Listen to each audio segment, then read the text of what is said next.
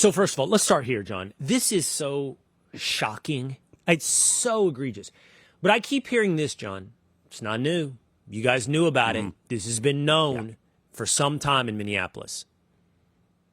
We have seen a massive ramp up recently in terms of the amount of information that we're receiving. The City Journal article that you mentioned there certainly blew this wide open. Trump took the next step to really bring this to the national forefront by moving to end the temporary protected status. That was not about dealing with the problem at all. That was just about raising awareness, and I'm glad that he did it. But no, you're right. We've known about this fraud here in Minnesota for, a few years now. The autism story that you mentioned relating to funds going overseas, there was stories a few years back of one particular instance where a suitcase full of cash was actually intercepted at, according to insiders, at Minneapolis International, at MSP. That money was slated to go overseas to Somalia at the time. So we've been aware of this fraud going on for a long time. And I'll be honest, Will, I am so thankful that it's finally getting the national coverage, because this is a national issue, and something that I never could have fathomed I would have been covering to this level of corruption and fraud in my 30 years of doing radio. Okay, so there's corruption, there's fraud. In the old days of a normal political environment, it usually took down politicians. If you were involved in it, if it happened under your watch, it took down politicians. In my memory, I cannot think of a bigger example of fraud, pure theft of the taxpayers of Minnesota. Not just of their taxpaying dollars, but of their services, the poor kids out there who do legitimately have autism, who are crowded out of their ability to get legitimate services. And yet, as you mentioned now, it's been going on for a couple of years. It's been going on for 5-6 years. It's been known for a couple of years. And not only has it not taken down any politicians that I know of, but at the same time, your top politician in Minnesota got picked to be a vice presidential candidate. And a lot of the reason why it hasn't been covered is because of the media here in Minnesota. They may touch upon when a certain story breaks. The autism story you mentioned, when that first broke and we got the full details of what was going on, you could spend the entirety of your show getting into the background of what was taking place or wasn't taking place inside of these different autism centers. The families, as you mentioned, that are actually bought off, whose children are not going to the autism centers, but they're paid out through the fraud to keep their mouths shut as those children are claimed to bring in those dollars. But here in Minnesota, the media has simply ignored raising the level of importance on any of these stories. And so you got Governor Tim Walz. He skated by all of this. I mean, the guy should resign today based off the level of fraud that has been exposed. And we're just really, Will, at the tip of the iceberg here.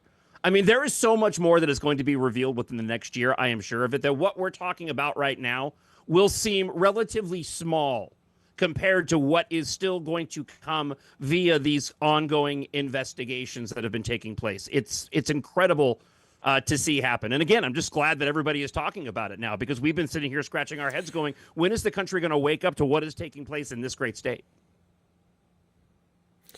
Well, what do you mean? This is massive. So if this is the tip of the iceberg, what are you expecting to be uncovered in the next couple of years? I don't know what program that's been passed under Democrats. And let me give just a little bit of history here. So you go back to 2022 and 2023. The Democrats, also known as the DFL here in Minnesota, Democrat Farmer Labor, but they're not about farmers anymore. Be that as it may, they're known as the DFL here. They got the trifecta of power. They ruled it all, from the legislator right up to the governor, the attorney general. And in that time, they fully went and passed their agenda.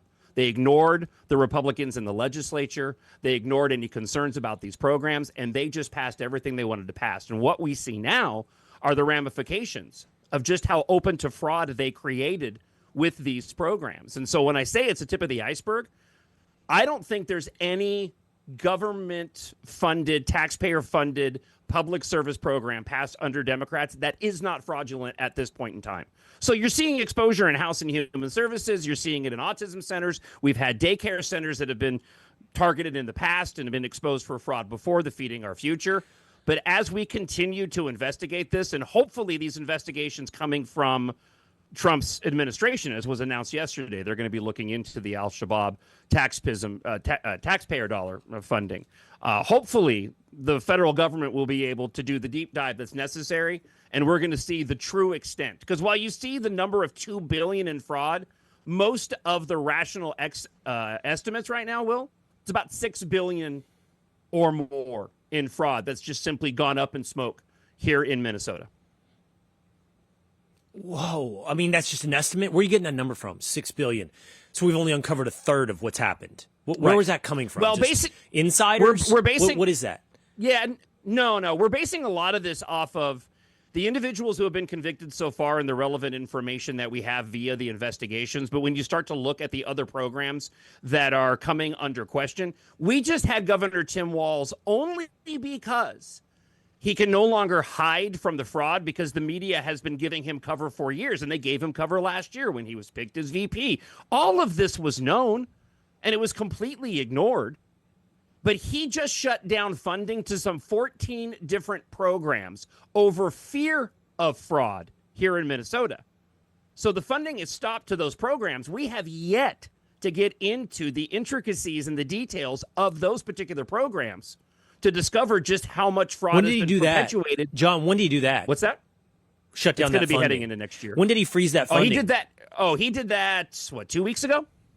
It was about 2 weeks ago he did that? So while this one is getting exposed, while this one is starting to get national attention, not exposed, to your point, while it's starting to get national attention, all of a sudden he's like, boom, stop this to 14 programs. And to my knowledge right now, all we're talking about is like 3 programs, right? Which totals, right, to your point, we're somewhere between 1 and 2 billion with 3 programs. Exactly. You're telling me there's potentially 11 more programs that he's been like, these are sketchy, stop funding these.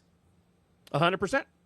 I'll take it one step further. During the legislative session earlier this year, and I won't get too wonky on here, but just hear me out. During the legislative session, you had Republicans who were sharing power in the House. It was a completely divided House. They had a 1-vote majority in the Senate here in Minnesota. The Republicans moved forward, based off of the fraud that had already been exposed, to put in place an inspector general. And this inspector general in the state would have had some power and teeth behind him to actually go and root out the fraud. The Democrats shot it down.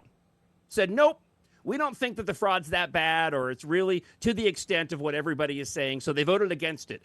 Once the current fraud started to get attention, Walz stepped in, appointed his own inspector general that only adheres to him. So the inspector general, Walz is like, well, I'll take care of the fraud. I'll appoint my own inspector general. But that inspector general only reports to Governor Tim Walz. So he has complete control over the narrative moving forward relating to whatever this inspector general finds out. I'm convinced, Will, that Walz will not be, at this point in time, will not be the nominee for governor in Minnesota while he seeks to run for a 3rd term, and he should be resigning right now. So the inspector general in Minnesota can't be trusted. The answer is only to Walz. Right. The state, and you can correct me if I'm wrong on this, the state had done very little. Keith Ellison, the attorney general, done very little. This is being driven now by the feds, right? The feds are the ones chasing this down. So what about Keith Ellison? I mean, not just Tim Walz. Like, where is the accountability for Keith Ellison? Well, there has been no accountability for Keith Ellison right now. He's been avoiding a lot of the scrutiny at the moment just because it seems as if Governor Tim Walz has been the main focus as this starts to gain national attention. And certainly with him running for a 3rd term, I understand why that's the case. But no, you're absolutely right. You look at the Attorney General Keith Ellison, what did Lieutenant Governor Peggy Flanagan know? And as a matter of fact, reporting done by Center of the American Experiment going back into April, they have audio of Keith Ellison talking with the individuals who have been charged in fraud at the time, saying that, don't worry, guys, I got your back. Don't worry about all these accusations of fraud. So you had the attorney general actually on record siding with the individuals who were charged with the fraud, telling them, don't worry about the fraud. It's all just based off of racists that are going and calling this out. I got your back, and I'm here to go and help you. And there were also some campaign donations that were involved in that as well.